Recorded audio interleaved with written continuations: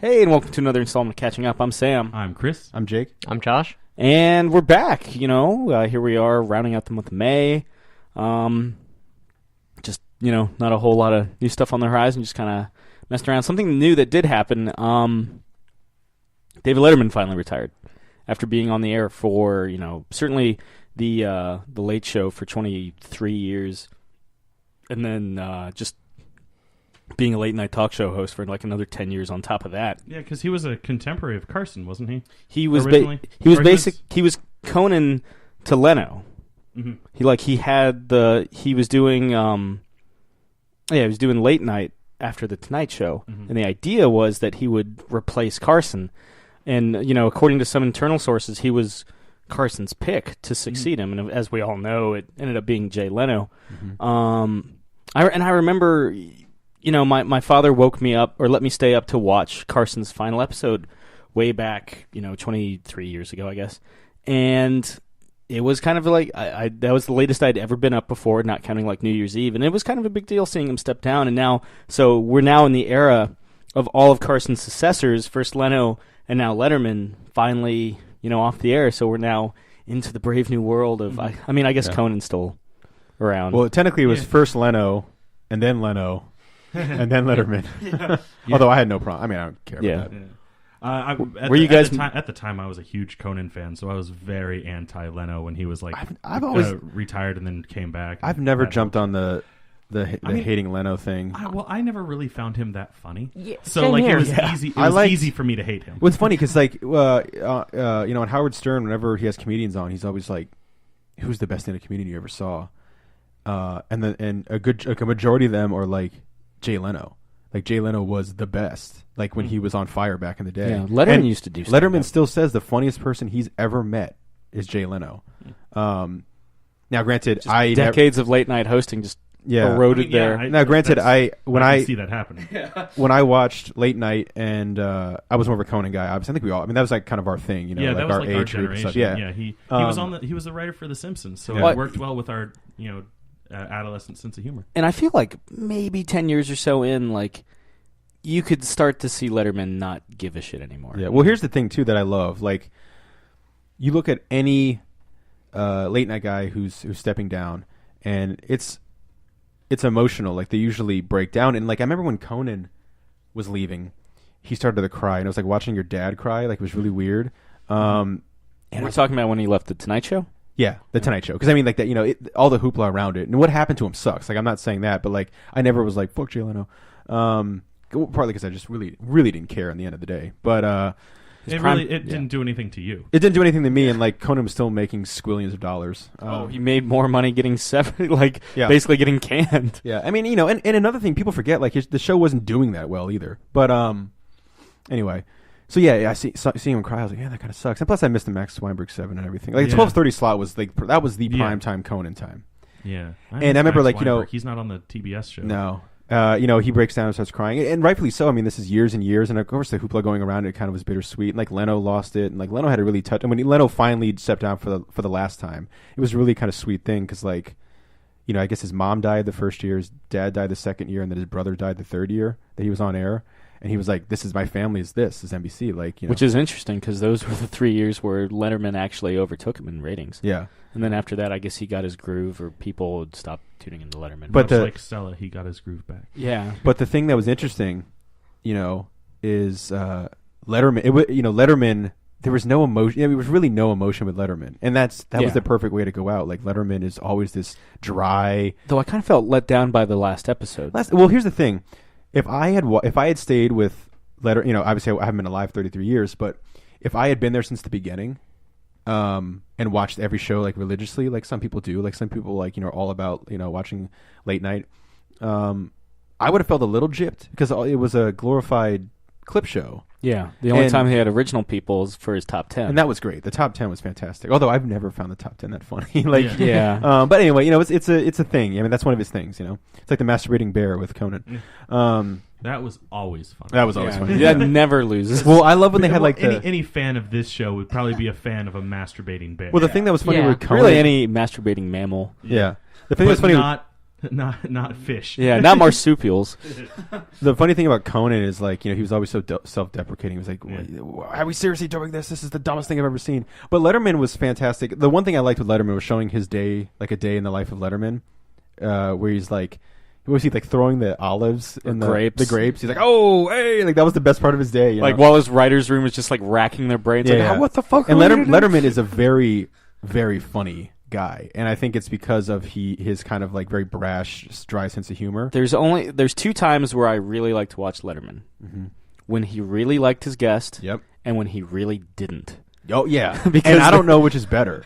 Because there are times like when he had Paris Hilton on and Marilyn Manson, like you just watch him just shred them. Farrah Fawcett, who thought the city, the New York City skyline on his set was the actual New York City skyline. Jesus. I will say, he's his studio. Like living in New York, I walked past his studio every once in a while because it's right there next to Times Square. It's gorgeous. Taken there a bunch of times. But like, there's no way that you'd be able to get the skyline that he has. In theory, they highlighted that moment in the clip show. Yeah.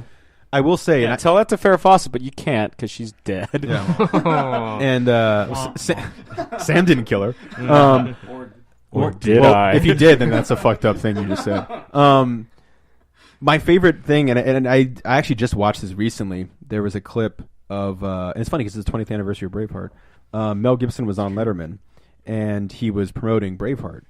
It was the most epic intro I've seen since, I think, I'm trying to remember what... Connery comes in on a jetpack. It starts out... Peter O'Toole comes in on a camel. Yeah. But here's the thing, though. Who was it that busted out of a cake just recently? Bill Murray, with a bottle of vodka. Yeah. Technically the last guest, because it was they didn't have a guest in the last show. Mel Gibson starts out outside of the letter, like the Ed Sullivan Theater. Yeah. Like around the corner, and he rides in on a horse, and he has a hammer, and he's smashing, like hitting people, and he like there's a taxi that like pretends to do a stunt swerve in front of him, and he comes up and he smashes a paparazzi in the face with a hammer. He smashes the pizza man in the face with a hammer. Rides the horse into the Ed Sullivan Theater, up everywhere around, blah blah blah, into the theater, like hitting bad guys with hammers, and rides all the way up. Then gets in next to Letterman, and Letterman has cut his pants to wear shorts. And he's like, "You want shorts? Hey, you want shorts there?" That's turning to Norm Macdonald. Hey, you want shorts there? And the pants. Name's Ted Ferguson. And anyway, it's funny. Yeah, it's a big hat. Like, and he cuts Mel Gibson's like pant legs off, and our favorite Paul Schaefer comes out and actually stabs him, like in the top of the knee where he's like bleeding, and he's like, he's like, and then not like stabs him, but like cuts him where there's like a gash there and it's bleeding, and he's sitting down and he's like making jokes all throughout it, how he's like bleeding, and he's like, and you hear Paul in the back going, "I'm sorry," but it was like this hugely like insanely epic intro that I hadn't seen it until like fairly recently, well after the show had gone off the air. But Letterman was a guy that I loved his monologues. I would watch his monologues over Jay's monologues, and then I'd usually go Jay would always have to explain his jokes and his monologue to his audience. Yeah, and I'd usually go over to Jay for when he had the guests on. Okay, I did like things like jaywalking and the news. Yeah, headlines. Yeah. And even better, I loved it when Conan would like parody it and like kind of make fun of them. Was Kevin Smith? Did he have the Traveling America mini thing with? I think so. Yeah, with Jay, wasn't it? Jay, yeah. He was a big Jay guy. Now, I will say, I'm not the biggest late night guy. I don't really watch like Kimmel or Seth Meyers or not anymore. No. It used to be something I did quite a bit in college, but I would love to get back into it when Stephen Colbert starts in September. Yeah, that'd be nice. Yeah, because he's the one taking over for Letterman, right? Yeah, but they're giving him a couple, I guess, while they build the sets. Yeah, just like they did with Conan, they gave him like 3 or 4 months before taking over the Tonight Show. The James Corden, I think, only got like 2, maybe 3 weeks. Yeah. Before he took over for Ferguson. Ferguson was great.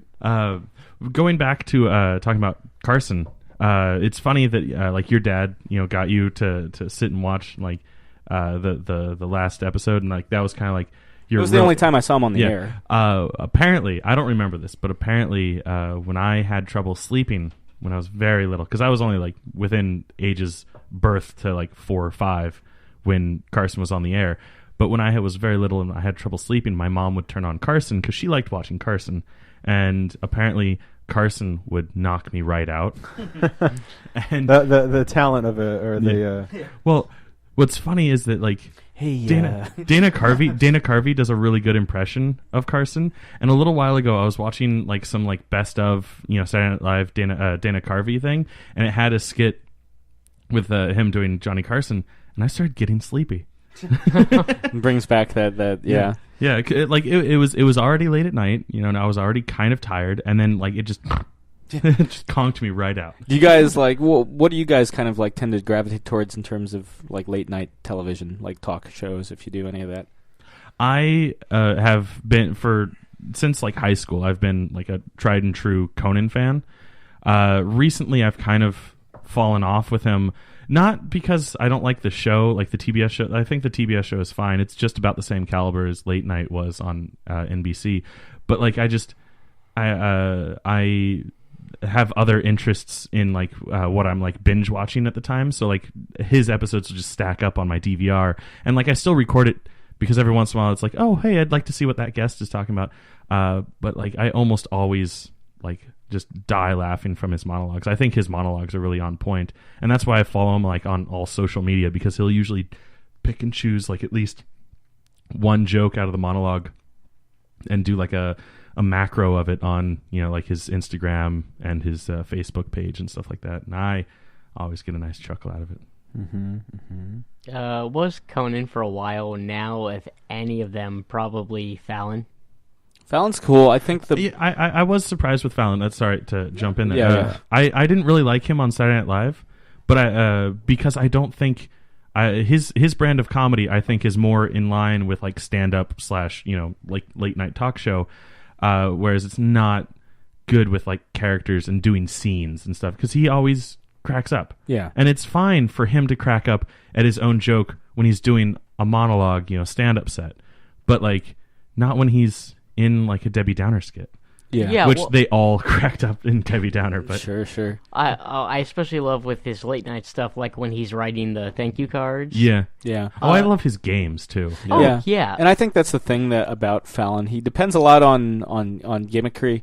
And the gimmicks, they're pretty good. Otherwise, he wouldn't keep doing them. Yeah. But and the Roots, the Roots are great. The Roots are his house band. How cool is that? But I think in terms of like interview skills, I would put, Seth is pretty good with interviews. He's better with interviews than he is with anything. His monologues aren't that great, I find, and his when he does do skits, they aren't that. Which is weird because he was so good on Weekend Update. Yeah, I liked it.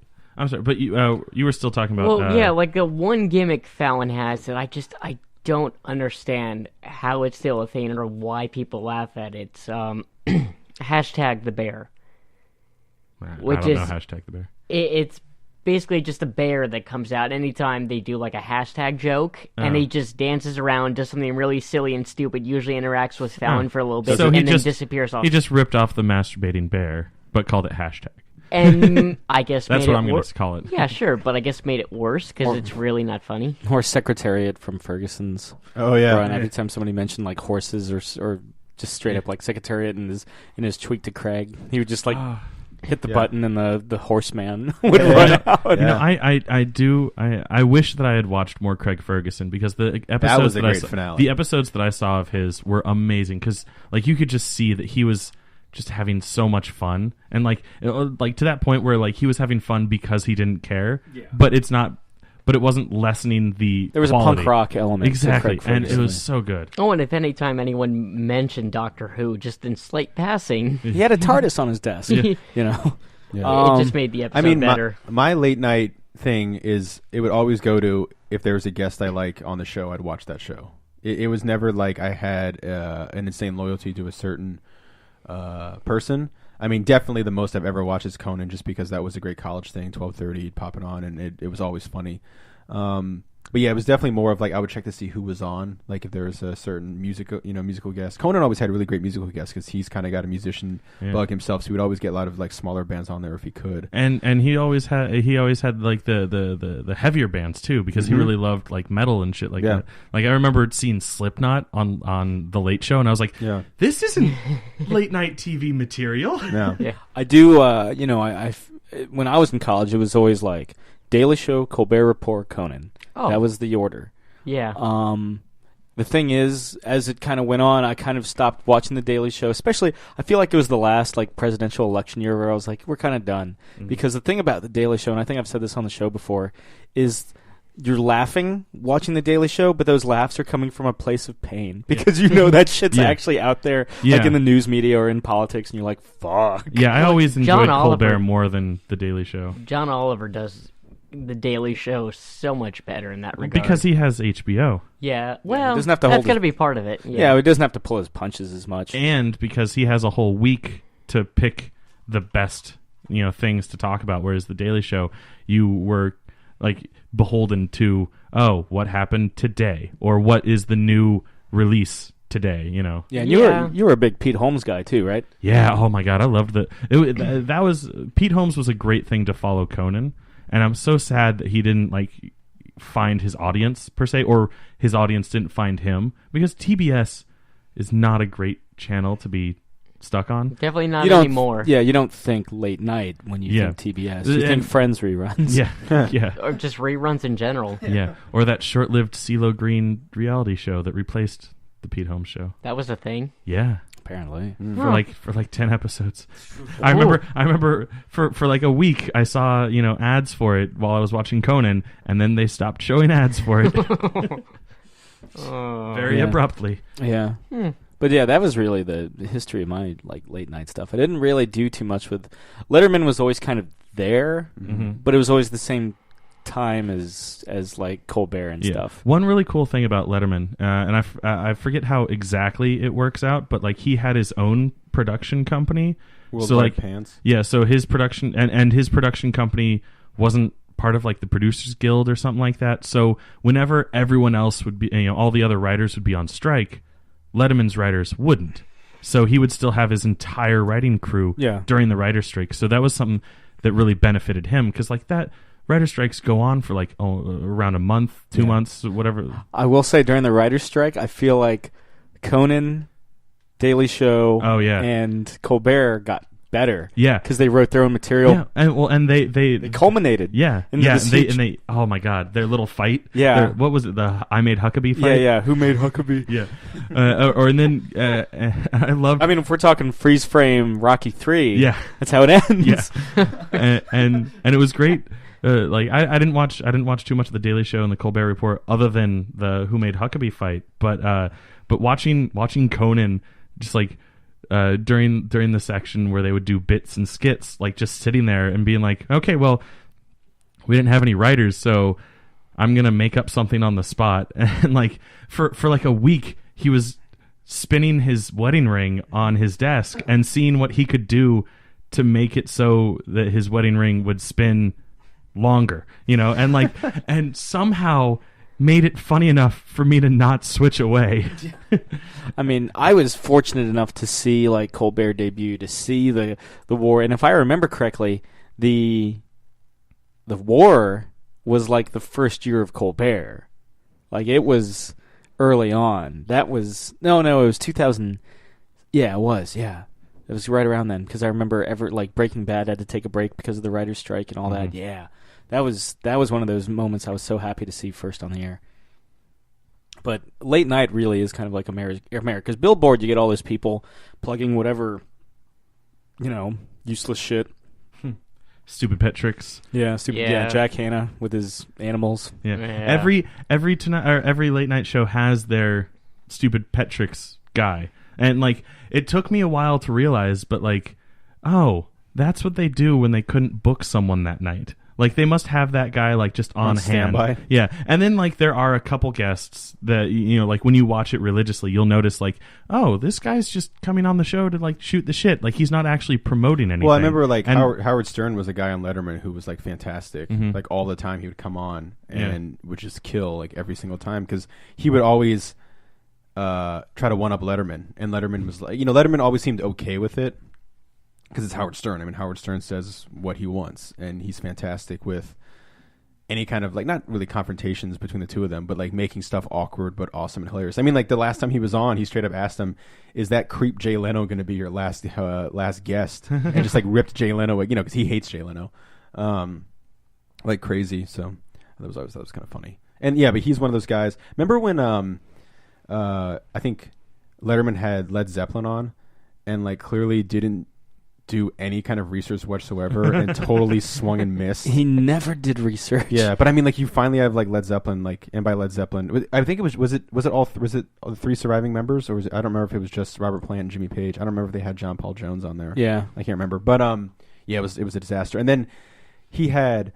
Dustin Hoffman and Al Pacino on one, or no, Dustin Hoffman and Robert De Niro ones. And Robert De Niro is the worst person to interview ever. I mean, Jimmy Fallon, when he had the 12:30 slot, I remember watching his first show because I was pretty excited about it. Which was Bobby De Niro. It was good old Bobby De Niro, and it was a train wreck because you see like Jimmy Fallon like trying his best for his first interview, and De Niro gives you nothing.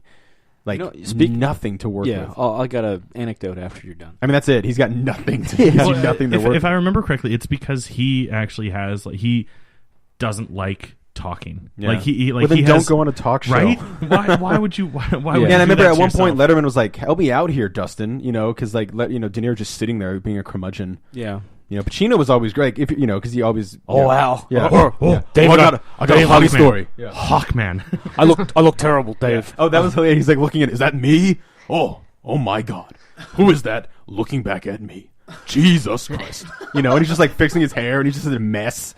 Like he was fan. Give him a late night talk show, man. Oh, jeez. I would, but I'd watch that. I finally saw All Night Long with Al Pacino. Yeah. Oh, you can't do that because that was a Weird Al thing. I don't know if he still has it copyrighted, but the it's true. Who cares?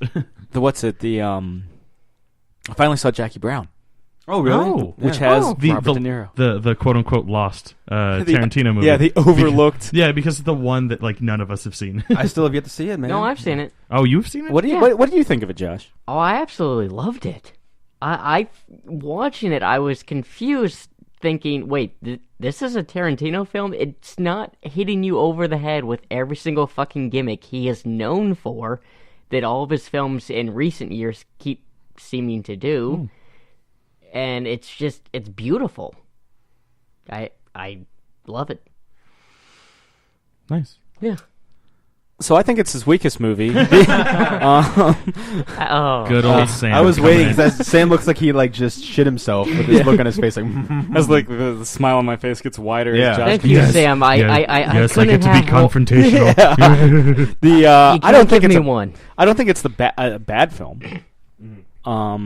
I will say it's the most non-Tarantino to that point. It is the most non-Tarantino film. For starters, it's based off a fucking book, by Elmore Leonard. It's Tarantino knows how to read? Yeah, apparently. I thought he just knew how to watch Did you movies. just go, whoa? Yeah. Could have been an audiobook. We don't know. Yeah. He could have watched people act it out. Yeah. Just like page by page. It's like, what page was I on? Ding. But I think it's my problem with Jackie Brown is it's really slow. And it doesn't slow for a Tarantino movie or slow? Slow. Because I feel like a lot of his movies are slowly paced, like intentionally slowly paced. There's a lot of tension, a lot of building. Yeah. But like nothing happens really in that opening scene, and by opening scene I mean almost like the first 20 minutes of Inglourious Bastards, except like phallic symbols with pipes, and tension is mounting. You just shoot up a floor. Yeah. Well, that's where the action starts at like minute 15. Well, it's funny because I think that the opening of Inglourious Bastards is the single best thing he's ever directed. I'm not saying it's a bad thing. I'm just saying it's slow. Yeah, it's methodically paced. Yeah, because that's his thing. Yeah, I think with Inglourious Bastards and Django Unchained, he had become more interested, kind of like Leone, on the moments leading up to violence than the violence itself. But not cheating us of the violence. Right. You still definitely get it. Mm-hmm. But because it's fun, Jen. Yeah, but Jackie Brown doesn't have to be 2.5 hours long. And I will say the most Tarantino gets is when you see the actual like money heist in the department store, like the handoff. Yeah, well. But the thing that reminds me of Jackie Brown is, why the fuck is Robert De Niro in that movie? Because He's basically asleep. Yeah, but I love his performance in the parking lot of the mall. Because if you can get Robert De Niro in a movie, you put Robert De Niro in the movie. Fun fact. Yeah. It was originally supposed to be played by Stallone, but he turned it down. Thank God. Yeah, because that character doesn't get a lot to do. Having said that, can't you imagine Stallone doing that role? No, I can't. That really, really thick accent. To be fair, Josh just saw, De Niro and was like, yes. Well, Yeah, that's your favorite part. Okay. Well, no, him Sorry. and the actor who, if they ever made a How live great action, would it be if your favorite part of the movie was played by somebody else? well, the older everything gentleman you love who, about this movie? What if it was completely if he ever different? made a real life Half-Life film, that the guy who would be perfect for the G-Man character, John Forster? the one who's helping Jackie, The bail bondsman. yes, him. Those two I love the most out of the entire film. That's where Forster cashed in. Yeah. Adios, perros. And I remember when I was watching Jackie Brown for the first time, and his character shows up, and I was like, oh, fuck, it's the captain from the Black Hole. Nobody. Yes. Yeah. Oh God. Sorry, yes. I watched real Star Wars. Fair sense. Fair. Ouch, fair Chris. statement. Ouch. No, I almost got it on Laserdisc. Yeah. It came from a true place. I've seen the film. I know, but no, I mean it was okay. It just wasn't like I would rather watch Death Proof. Keaton's in it, right? He is. He's got a pretty big role. Yes. Nice. Yes. Yeah. He. Yes. He's pretty cool. I enjoyed the story and I enjoyed the casting the most out of the film. Do you tend to like, Elmore Leonard stuff like Justified? And, Oh yeah, Out of Sight. you mentioned that and the fact that he wrote the book that the film's based off, and it's like, wait, this is the man who gave us Justified. No wonder why I like it. And Out of Sight, also with Michael Keaton.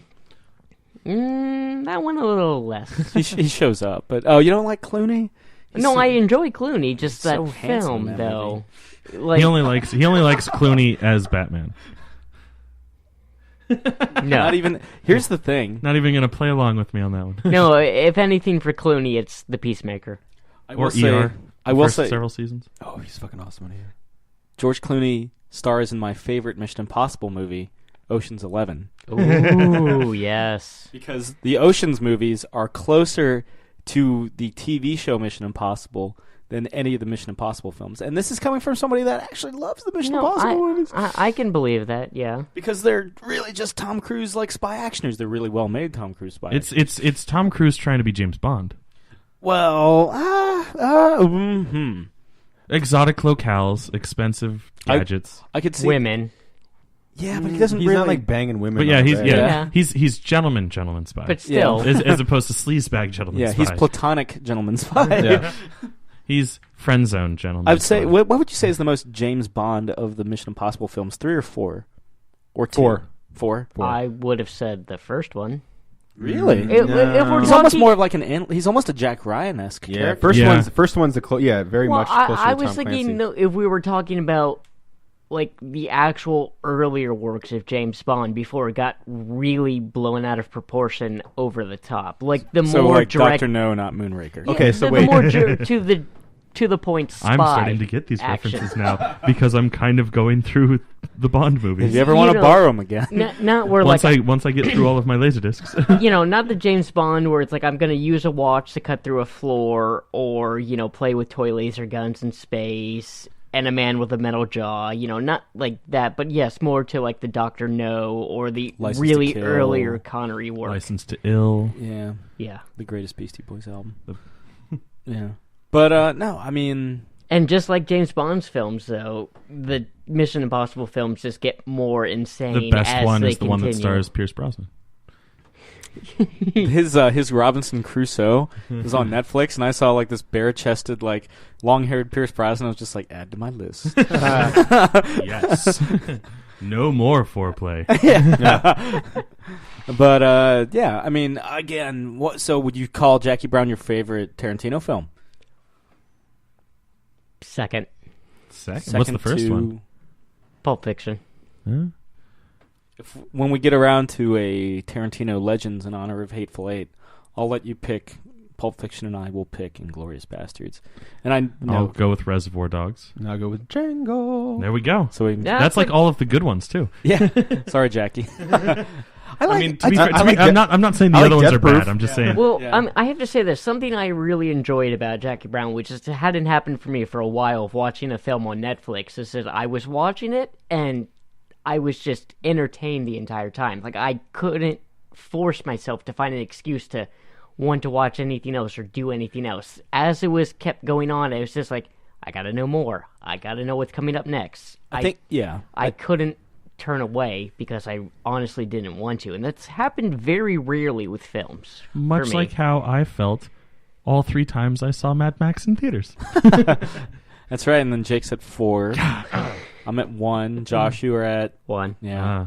But I think if you go into Jackie Brown expecting the typical Tarantino flash, I was waiting. Thank you. Gotcha. Then you're going to be disappointed. I was when you said Flash, I was like, I should do it. No, I'm not going to do it. But then I was like, but he's pausing for a really long time. It's almost like he wants someone to do it. I'm going to do it. Speaking of which, can we discuss the finale? Sure. What Flash Gordon? But of the Flash. Der Flash. Yes. Yeah. And how happy we're going to be that this is the first time a Flash television series actually gets a real second season. Yeah, right? And not just the promised one. And then they've guaranteed a second season. I'm gonna go ahead and say I give up on the 90s Flash ever getting a second season. Fingers crossed. They've got Mark Hamill. And they have the actor. Yeah, you know what? I'm going to go ahead and say that the first season of this Flash is season 2 of the original Flash because they have so many of the same characters or actors. And then what's her name is actually playing like the same character, isn't she? Yes, and speaking about... quote unquote, the same character. Yeah, and speaking of how the producers have said, we will explore the multiverse in the second season... Jay Garrett hat. Oh, dude, I almost choked on my hamburger when I was eating dinner watching that. There is absolutely no reason why we cannot see John Wesley Shipp in the exact same outfit next season. Wouldn't that be so cool if, like, fucking Barry is just running through, like, alternate universes and he just runs into his dad dressed as the Flash? I mean, I don't know who would have more fun doing that. The actor... Or the character Barry on the show, or yes, the audience. I don't know. And both of them have to fight the Trickster. Both fight each version of the Trickster.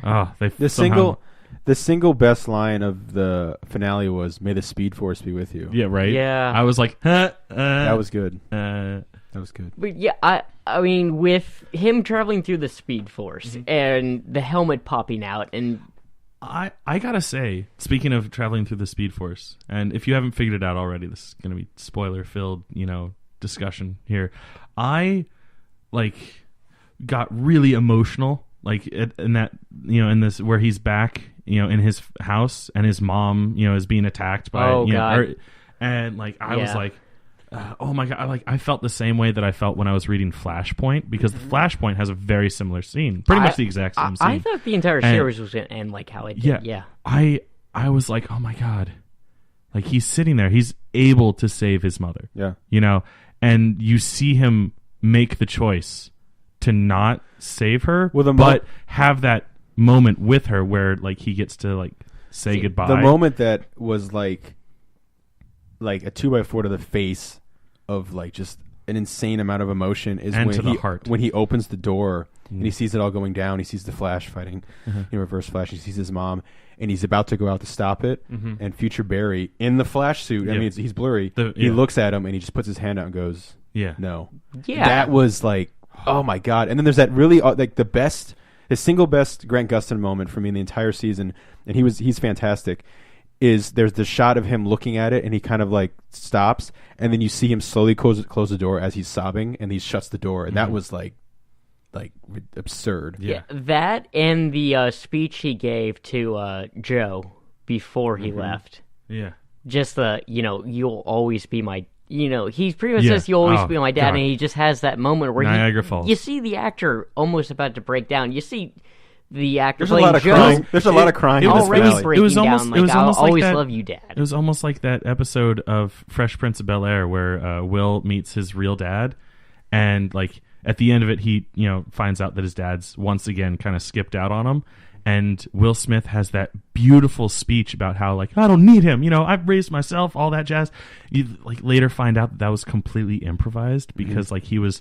originally it was just supposed to be like whatever, and like just kind of like brush it off. But then like Will got so filled with his own emotions of being abandoned by his own father, and just oh god, and I'm feeling it. The shit like that gets me. The Jay Garrick helmet popping out though was like the coolest thing. Yeah, and then Eobard Thawne being like, and that's my cue to get out of here, guys. Yeah. The Josh and I had seen like a quote unquote leaked photo of that like that scene with the Jay Garrett helmet on the ground, and it had been labeled as a spoiler from the Legends of Tomorrow. Legends of Tomorrow. Right. So I was not expecting it in this episode. So like I got giddy all over again. Oh, like we got a lot of Legends of Tomorrow footage in this. And the first mention of Rory, not Rory, but Ray, Rip. Yeah, Rip Hunter. Yeah. They like name drop him. It's Rip like, Torn. Rip wish. Hunter's the first guy who ever built one of these time machines. It's like, you did very good, Cisco. Mm-hmm. But there was just so much like fan, stuff thrown to the fans, but it wasn't overdone, which I thought was really well done. Like you got to see a Killer Frost hint in the Speed Force, the Flash Museum, which I thought was a little funny. You got to see the actors who will play Hawkgirl show up at the very end, kind of just like as a regular person. If we hadn't got the Legends of Tomorrow trailer, we'd just be like, why is this girl being focused on staring up at the wormhole? Yeah. I'd go as far to say my favorite Flash is Jay Garrick. Yeah? Yeah, I think I've always liked Jay Garrick. I've always been a Wally West kind of girl myself. By the time I started reading comics, it was Wally West was the man. Yeah, he was the Flash when I was reading. And at this point, comics. It looks like we might get to see both of them next season. Why not? We have Wests. Yeah. Yeah. Mm-hmm. West makes best. No, and of course Coast? I love Barry Allen just fine. I love Jay Garrick, mainly not so much outside of like being the Flash, but more as part of the Justice Society. Bart Allen. Well, and he's also Allen's the okay, Flash's Flash too, isn't he? I mean in the Flash of Two Worlds. Like, isn't Barry Reed comics of Jay Garrick? And he's like, this is the guy I want to be. Well, he vibrates in the Flash Two Worlds. They're one's Earth 1 and the other. Barry Allen's Earth 1 and Jay Garrick's Earth 2. If I remember right, but correctly. as far as Barry knows, until the Flash of Two Worlds, and he's like, oh fuck, you're fictional character. You're real in a different universe, and then Crisis on Infinite Earths throws them together, and he's just like, oh, you've always existed. You just were the Flash of World War II. Yeah. Yeah, you were the Steve Rogers Captain America to my some other Captain America. I don't know any of the other. I know, that's perfect, though. William Naslund, Jeffrey Mace, U.S. Bucky agent for a little while.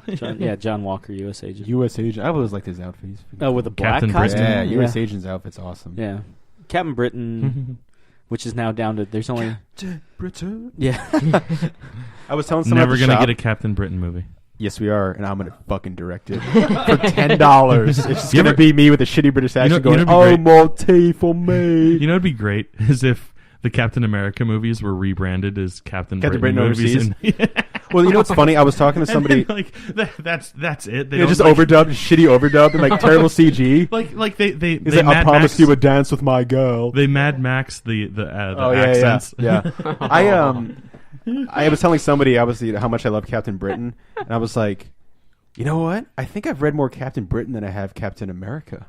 And one of the guys was like, blasphemy, blasphemer, you can't. And I've definitely Memorial Day weekend. I've definitely read more Captain Britain than I have Captain America. But like Captain Britain is just so cool. I mean, Captain America's super cool too.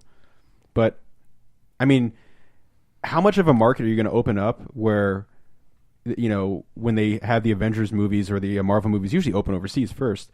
Like when they get a Captain Britain movie, it opens up over here first. Yeah, it opens up over. Yeah, it's only right. But if they, they introduce the Marvel UK, like you can get some really cool stuff. I don't know if what's her face, his sister, Psylocke, because I guess she first appeared in an X-Men comic, right? Betsy Braddock. So that means she would be, because like I know that the rumor is that Marvel can get Rogue back because she first appeared in an Avengers comic first. She was an Avengers villain. So Avengers that's Annual something number. that maybe a loophole that they can get her that way. Captain Britain's sister is Psylocke. She originally, so it's Betsy Braddock, and then her mind inhabits the body of a Japanese assassin because comics. That's how that happened. My favorite. I love an uncanny in the uncanny. Because comics. Yeah. Okay. Yeah. And when it all comes down to it, yeah. But I love in Uncanny Because X-Force. it's fucking fiction. Yeah. In Uncanny X-Force, the Remender stuff, where shit goes fucking bad for all of them. They kill a kid, and it gets crazy and shit. To be fair, the kid Because is comics. The Apocalypse. kid is, but yeah, it just sounds more intense when you say just a kid. Forget that he's like a Yeah. genocidal Yeah. mutant. Let them figure that out for themselves. But Until he's committed the crime, he's innocent. yeah, Okay. Yeah. Pre-crime. and No, anti-pre-crime. God. and Captain Britain shows up at one point and takes Psylocke, and he's like, "I'm your big brother, and I'm gonna fix shit, and you're not gonna, stop fucking around." And you get this like great like run of the Captain Britain Corps, and it gets really intense. That was like my first real. I've always liked the look of him, but that was my first real exposure to him. I was like, the big brother shows up and is like, "I'm gonna save the day," and he's just like super British. I think at one point you see him without his mask on. He has like a lion coat on or whatever, like the fur. The Captain Britain and MI13 annual. They drink tea and play cricket. I'm waiting for the Captain Britain Union Jack team up, where it's just them walking across Abbey Road as one of the variants, and then another variant is them sitting there drinking tea, and one of them is wearing a Rolling Stones shirt, and the other one's wearing a Beatles shirt. Because I always feel like Union Jack would be Rolling Stones, and Captain Britain would be Beatles. And But they're if both, they walked across Abbey Road, which one wouldn't be wearing their shoes? Deadpool would show up. Yeah, be behind them. Yeah. Yeah. Well, I guess if we had that four, you'd have Union Jack, Captain Britain, Deadpool would be the Paul is Dead. Isn't technically Blade British in the comics I don't know. when he's not Wesley Snipes? Constantine comes in. Well, I'm trying to think of Across the would he be universe. who's like one of the other famous? He's Blade's part of the MI13. Okay. Spitfire's on the MI13. Pete Wisdom, Union Jack, of course. Captain Midlands, who fucking sucks. You gonna read the Captain Canuck comic? I'm No. totally gonna check out the first issue. By all means. He looks fucking badass. You know how many subs we have for that book? 1. Is it you? It's not You. me, but I'm gonna at least read it. Am I the only one in the shop reading the Fox? Yes. Yes. Yeah. I remember when I was still handing out books. It always when the Fox first came out, there was 5 or 6, and then 3, and then 2 for a while, and then it's just Stone Sam, the Fox. I'm reading that Fox. Represent Mark Waid. Yeah. Did you read Insufferable? His book. No. Chrononauts. Chrononauts. You know what the next variant cover is going to be? Butch Cassidy. Butch Yeah. Cassidy, the Sundance Kid. I now officially have all, as far as which ones have been released so far, Yeah. have all the movie variant covers. Yeah, the Lethal to Weapon my- was the most recent one at the time yeah, of this because recording. it's Back to the Future for the first one. Yes. Did they have another one? Top Top Gun. Oh, well, Top Gun's for issue 2. Uh-huh. And Oh, then they had a great one. Did they have a different one for issue 1? They had a 'Cause bunch of number ones. Because number 1, the Back to the Future was a month later variant. Mhm. They had a great one where remember the kid in Kick-Ass that jumps off the fucking the building and dies because Yeah, he at the thinks he very can beginning. fly. Yeah. They have a variant where they're on it and the kid's dead on the taxi, and it says Kick-Ass on the license plate in the back, and they're there. There's one where they're taking a selfie in front of the Titanic sinking. While people are dying. You behind see the them. guy falling off the propeller guy, Yeah. and they're just yeah, and they're taking a selfie on a life. To be fair, in character. Yeah. Yeah. But Captain Britain, man, there needs to be more Captain Britain. It's so funny in the Lego game. It's funny because it's obvious that Captain Britain is British, but there are times when you read it, you're not reading him as a Brit in your head. And so when he shows up in the Lego game, it's just the most proper British guy. Is this guy who can It's fly? Jarvis. Yeah. Just You have to in the game. You have to help him find his car, and then you can unlock him. Oh, just like Dudley can in you Street help Fighter me 3. find my lorry? yeah. So, Oh, what if he showed up at Doctor Who? speaking of, you're just about done with the first I one. almost finished. I guess technically, except There's we a got Christmas special. I've hold your applause for a second. I've basically finished a season of Doctor Who. Thank you, Matt Smith. Thank you. So you are you on the Big Bang 2.0 or whatever the hell it's You called? finished Big Bang. Yeah. You just Yeah. got the Christmas special for that. Yeah, I'm Okay, now the okay. world's foremost I- expert. I love Doctor Who. that was Ask me anything. The Big Bang, whatever the fuck, Big Bang. Pandorica opens Big Yeah. Bang. Yeah, those are probably my favorite 2 episodes of Matt Smith. Because I feel like they did the jumping back and forth in time. That was really very cool. well. Where he'd be like, shit, I can't remember now, and I'm the world's foremost expert on this. Well, like when he, with like the fez and the mop. Yeah, and he's like when he was goes just jumping back and forth. You know, that mop looks familiar. You know, she goes back in time, boom, Yeah. and he's like, oh, you wants the drink back for like little Amy Mhm. Pond, and like, you know, I don't know, yeah, like you're, Yeah. you know, and I know you're all about like time travel stuff. It's Yeah. really well done the way it was put together. which is half the reason why I stopped watching Doctor Who, because I got tired of their weird timey-wimey shit. Yeah.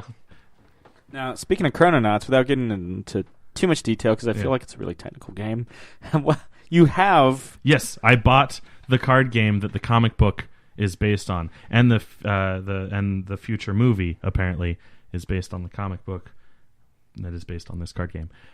So you have you get, what is it? I think it's like 16 cards that you lay out on the table in a rectangular grid, and it represents the normal timeline, and each card has like an event, like the Titanic sinking, JFK's assassination, Abraham Lincoln's assassination, a whole bunch of other things.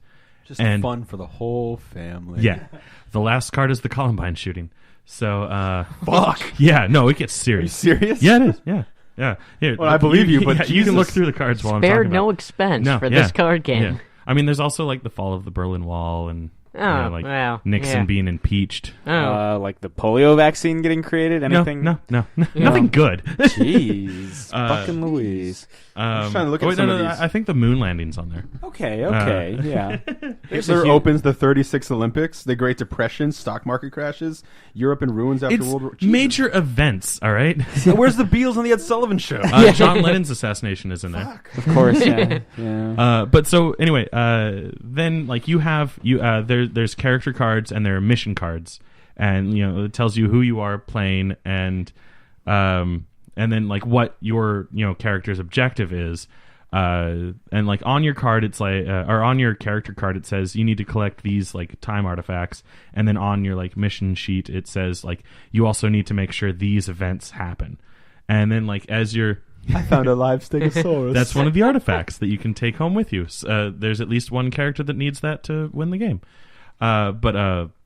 So then, each turn you draw a card, play a card. It's one of those. Yeah, the Lost Ark. That's Yeah. the last card I pulled, but it was like Raiders. Yeah, it's done up just like the Ark and Raiders. But yeah, so basically you draw a card, play a card style. There are cards that say, okay, you get to stop an assassination, and you choose one of the like 3 assassinations that are on the board, and you can flip that card, and then you see that ripple effect later on with the other cards, and there's like a solitaire version of the game, and then like a multiplayer version of the game, and so far I haven't had anyone over to play the game, so I've just been playing the solitaire version. I find it very fun, so if you guys can handle some depressing time moments. Every card I pulled, I was just like, damn. They're pretty heavy. But yeah, so it's a fun game. I highly recommend everyone get it. Not heavy. He's my brother. There's a version of it that's based on Back to the Future as well. So instead of major events in real history, there's major events in Back to the Future, the series. Well, there you have it. Yeah. Cool. Yeah, but Chrononauts. Chrononauts, man. And it's a great comic book. Yeah. One issue left. I know. really was surprised it was only going to be 4. I thought it was supposed to be like their next, like ongoing. Yeah, maybe it will. Who knows? Does Yeah, maybe depending on how well it does. It's weird because the trade paperback is volume 1. Oh. So Yeah, maybe usually they'll have, when it's a Yeah. done thing, it just says trade paperback. maybe like they Superior. Yeah. maybe they think they'll do give it 6 months or a year and then Yeah. do volume 2. I mean, it's something like that Kick-Ass. yeah. I mean, it's Yeah. something you Yeah. can tell all kinds of stories with this. So it'd be fun. Nifty. Groovy, in fact. Oh, wow. Oklahoma City bombing. Yep. Wow, that's a card. Waco. Yeah, Waco. Jesus. Oh, what Soviet Union collapses, guys. Okay. All Yeah. right. Fall Yeah. of communism. Yeah. There we go. Awesome. Challenger explodes. Which kind of hasn't still really worked out. Do you know that? for Did you know Russia. Big Bird was supposed to be on the Challenger? No. Yeah, I was watching this documentary, I Am Big Bird, which is a fantastic documentary about the guy who plays Big Bird. He's like in his 80s. He's 81, and he's still doing it. And like it's really technical to be Big Bird. But at the height of Big Bird mania, NASA came to the guy who plays Big Bird, and his name's escaping me, and they said, would you like to go to space? Like, to kind of like, kids love Big Bird, and if Big Bird goes on a ship and goes to space, maybe it'll get some interest in NASA and space exploration again. So he was kind of thinking about it. He's like, I don't know, space travel is really could be strenuous. Dangerous. Yeah, it could be dangerous. And so he's like, you know what? How many people have this opportunity? And he talked to his wife. He's like, let's do it. I'm going to do it. And at the last moment, they're like, we don't have enough room. The Big Bird suit and everything. We don't think it's it's a good idea. Maybe you shouldn't go. And he goes, okay, fine. And they invited a school teacher to go because they wanted to, again, get children interested in space travel. And unfortunately, it was the freaking Challenger that exploded. That's like how Michael Jackson was supposed to be on one of the planes that hit the World Trade Center.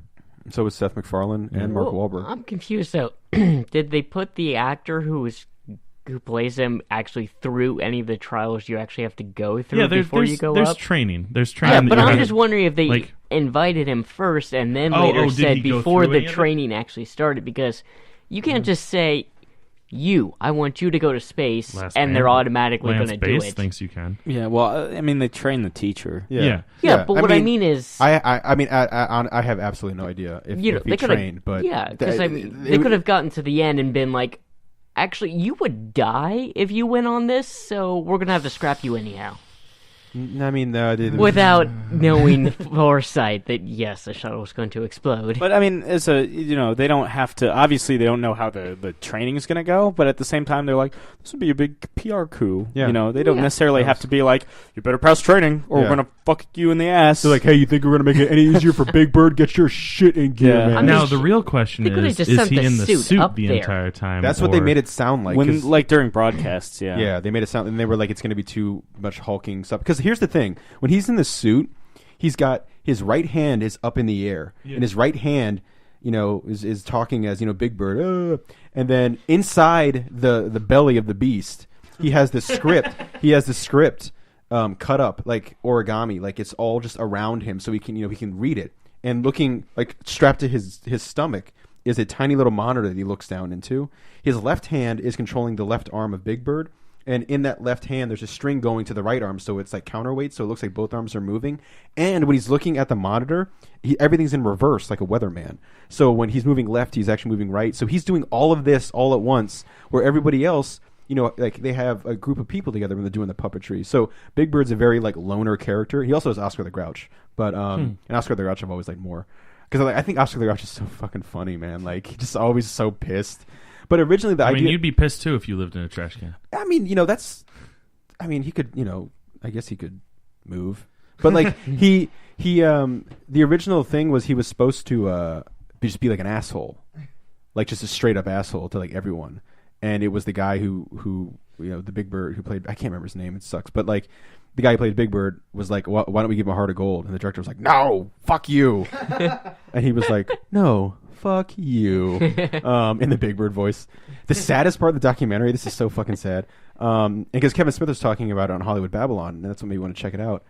Dude, when Jim Henson died, he shows up just as himself, but then he shows up as Big Bird with like a green bow on and reads "It Ain't Easy Being Green." He sings it as Big Bird, and at the end he looks up and he goes, "I'll miss you, Kermit," and like walks off. But there's like a group of like choir children behind him, and they're all crying, and it's like the most wrecked. What it's supposed to be doing is like obviously this moving tribute to Jim Henson, who's like by all accounts was one of the most like generous and wonderful people in the world, and brought all of us joy at different parts in our lives through the Muppets and everything. But it was just this like you're wrecked after watching that scene, because it's Big Bird coming out and singing the signature Kermit song. And then a little nod he does at the end, and like just children are crying everywhere, and you're like, Jesus Christ, this is a downer. And also the guy was like suicidal for a while. The guy who played Big Bird, and it wasn't until he met his wife that like brought him out of it. Like you really get to know like behind the scenes of Big Bird and how like difficult it was. It still is. And the dude's 81 and he's still doing it. Like, could you imagine doing all that at once?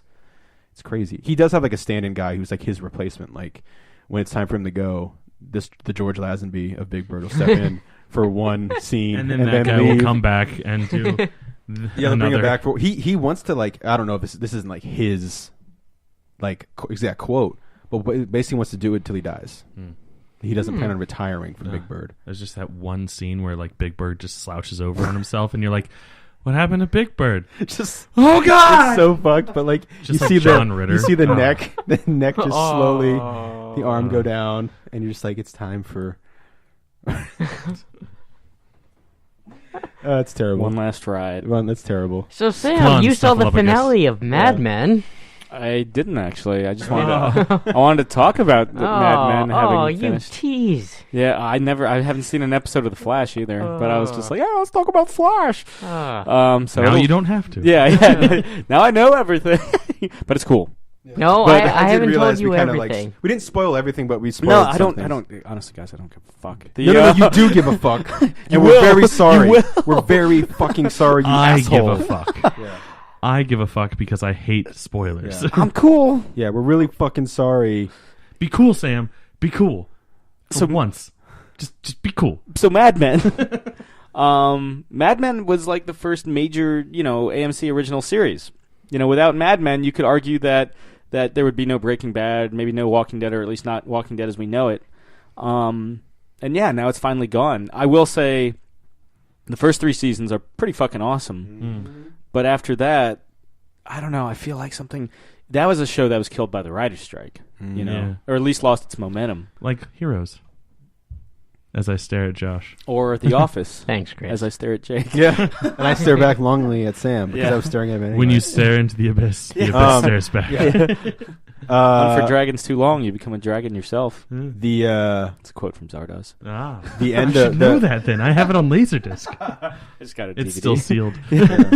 so I haven't watched it. the finale I've of seen- season Yeah. 3 is fantastic. Oh yeah, That's one of the best episodes of television ever. Yeah, Mad Men. You know whose office parties fucking suck? Mad Men, Mad Men. Yeah. They have the worst office parties. lawnmowers, man. Lawnmowers and people getting blinded and yeah. It was an office party, but when what's his face runs up the stairs after eating the oysters, was it the oysters or whatever, and he just vomits everywhere. Yeah. John Slattery is Roger Sterling. Has a heart When, attack.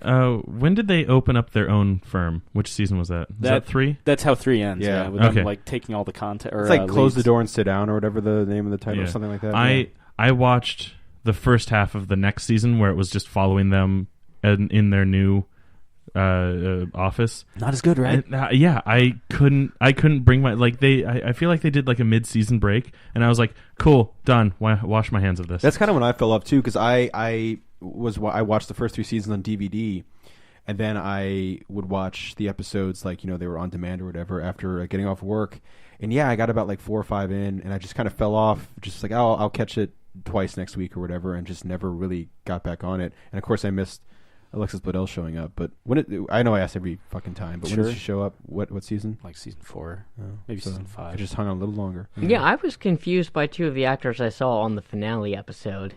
Alison Brie, No, because not. she's a regular on it. She does come back in season 7. I wasn't confused by seeing her because I knew she was on the show. But no, the actress that played the original Canary on Arrow, Kitty Lotz. yes, and then the They just love bringing her back because Yeah. they brought her back. They're bringing her back for Legends of Tomorrow. yeah, she just can't great. die in She's anything fantastic. she's in. And then the actor whose likeness, well, to a default they used for L.A. Noire, Yeah, I mean, only like, with yeah. an eye patch in the Yeah. show. I never got. Cosgrove. I never got to the moment where he gets the eye patch. Yeah. When I was still watching it, he still had both. His guys. character is married to the not the actual actor. His character Ken Cosgrove is married to the actress that played Alex Mack. Oh shit! She's on the show. Yeah. Fuck! Yeah. I jumped off before like everyone showed up. Who Yeah. is it on this show? Me, Oh, us. okay. Ken Cosgrove? Like Yeah. the guy with the eye patch? No, I meant just in general. Who didn't show up on Mad Men? Dan Harmon. Oh, Mel Gibson. Yeah. And that's why it failed. Yeah, needed it would have got maybe- 8 seasons. If Mel Gibson directed. I feel like if anyone considered Mad Men even close to a failure would be wrong. I will remember- say, I mean, I definitely almost called it Mad Max. Yeah. too. yeah. I do enjoy the latter 4 seasons. They're just not as good, I think, as the first 3. Because there's a clear. I will say season 7's probably the best of the latter seasons because it clearly knows where it wants to go. It's not spinning its wheels. There is a moment in, I want to say either season 5 or 6 where Elaine beats the shit out of Pete Campbell, which everybody I feel like at one point. He's kind of a little shit. Or multiple points. I know I have. Yeah, wants to see him like. He's married to Bladel in real life too. Right? Yes. So he's fuels the fire. He's the one that impregnated Peggy in the first season, right? Yeah, in the first episode. I think. Yeah. Right after she started birth control, which anyone that knows anything about birth control knows that that's too soon. Yeah, give it a month. Yeah, let it kick in. Yeah. Josh has to match your cycles. But so you actually watched the finale. What'd you think of it? I was a little confused because it was the only episode of the entire show I'd watched. I've done that with X-Files. I kind of did that with Breaking Bad. To be fair, I don't think X-Files ever ends. Oh, look at the time.